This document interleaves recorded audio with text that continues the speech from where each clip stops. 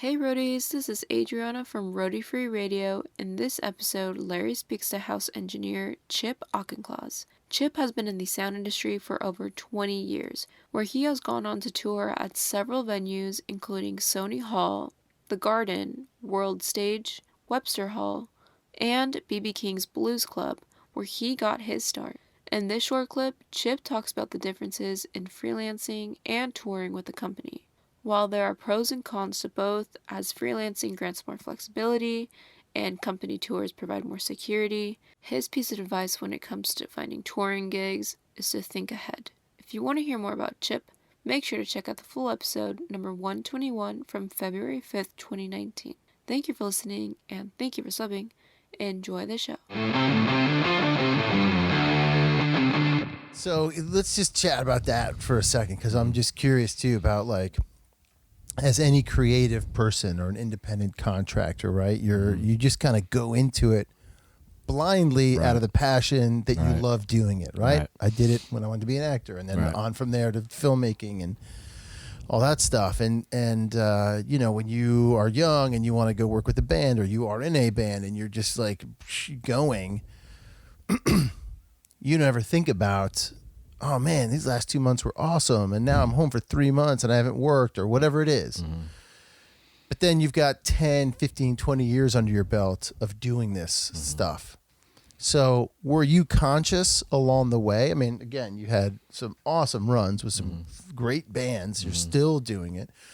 Were you conscious along the way of, like, hey, I need to be a little bit smarter about, like, saving the money now so I can do this? You know, just like learning sort of how to mine the lifestyle. Yeah, I mean, definitely learned that early on. Because I imagine, sorry to cut you off again, but I imagine there, for every one of you who was smart about it, there's 50 other guys and gals that have no fucking clue, and, you know, they end up wherever. Right. Well, you know, it's like, this time of year it's the off season, and so you have to prepare yourself for potentially no work between, you know, January through March or April, or, you know, it can even go longer. I mean, the last couple years have been slower touring wise for me, so it's like now it's like a whole different thing. Like, okay, now I have to either approach that differently or think ahead more. So, like, I can't always expect to be like, okay, spring comes, boom, I'm out. Well, no, not always. You know? They could maybe not have until the summer. Right. So, yeah, so just keeping things a lot tighter. And it's like you always kind of got to think ahead. Right. I mean, whether it's with working or off the road and at home, yeah, you have to plan for the best and expect the worst. Right. So, yeah, it's always a little nerve-wracking. I mean, which is kind of why I've been wanting to get in with, like, larger sound companies who will just kind of just keep you out touring. Right. Because, you know, the freelance lifestyle gets a little old, and the lack of security, and, you know, not knowing what's going to come and how it's going to come and so on. But that just, some of it just comes with time. Yep. And it's not always the same thing. Like, you may not have any work from January to March, or you'll start a tour in January and be out, and you never know. So you can't, it's like you can't plan on anything. You can't expect anything, because it could always just be different. Yep. Which is why I would like to kind of have that a little bit more solid. Sure. Do you think there are resources? I'm just thinking about this right now. Like, are there resources out there for? I know there's Tour Smart, which I haven't read. I'd like to read that book. I have. Do you have it? I did. I think it might have been destroyed in storage, but I used to have it. I'd like to check that book out. Yeah. But are there resources? I know there's, like, Touring Guide for Musicians, and there's Donald Pressman's book for musicians, the music industry, whatever. But are there resources out there? I mean, it seems so fragmented and splintered that the only resources are, like, asking the buddy on tour, like, hey, dude, how do you do this? Well, that's kind of really the best way to do it. Yeah. I mean, because every situation's different. and there's no like one situation. This is what you're gonna expect. This is how your life is gonna be, and you know it can change geographically. It depends on where you are. You know, which is kind of why like I'm scared to leave New York, because at least like there's always something here work wise, you know, in many different avenues. Sure. So it's like, all right, well, I'll at least stay here where like I know, like if I can't be on the road, then there's going to be different lines of work. Yeah, but if you're in like Nebraska, you know, what are you going to do? Right. It might be like a club. So it all depends on like where you are, and then like the level you're at.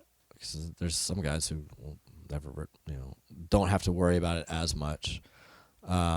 You know, depends on how dialed in you are. Yeah. And then there's guys who have been doing it for, you know, 30 years, and then be like, whoops, I have no work. What am I going to do? Yeah. So it's just, I mean, the best resource is just the people who do it. Yeah. And then you kind of take from them and be like, all right, try to apply it to your situation, because everybody's situation is different too. And also, you know, whether you're single or married, have kids, you know, then that's a whole different level of planning and expectations and having to map things out. Sure. So it's all very situational. Yeah. And guides, I don't know if there's really a guide to it, because there's so many different variables. Yeah. So where do you want to take this? Well, I mean, how much longer do you think you want to take it? Oh boy, I don't know.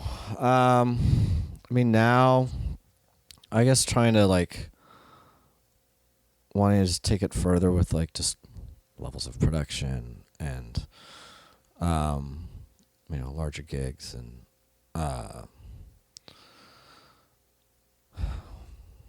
yeah, that's sort of where I'm at now. I mean, you know, and growing like in that capacity and like diving more into like frequency coordination, and you know, because the larger the job, the more you know, the more variables there are to it, and more pieces of the puzzle that you have to, you know, figure out and learn, which I'd probably like to do more of that. Yeah, and just get on larger tours and larger productions. I can go from there, and then I don't know, see what happens. Right. Yeah. It's kind of all I can sort of think about with that right now. Yeah. I you know, it's like not really so much of a. Well, I don't have an end game yet. If I did, well, things would be a lot different. But well, I think your answer pretty much, you know, in terms of just growing, bigger level of production and stuff like that, and those challenges, right? Yeah, being challenged, continuing to be challenged, right? Yeah, which is always good, because you know, you get too comfortable at a certain level, and it's like meh. So yeah, I'd kind of like to do a bit more of that, but we'll see how it happens. Hey, what's happening, roadies? It's Larry here. Just wanted to thank you so much for listening to this short clip. I really hope you got something out of it. If you can take 2 seconds to head over to iTunes and drop us a review or a comment, we would greatly, greatly appreciate it. Keep listening, keep coming back, stay healthy out there, and remember, no roadies, no rock and roll.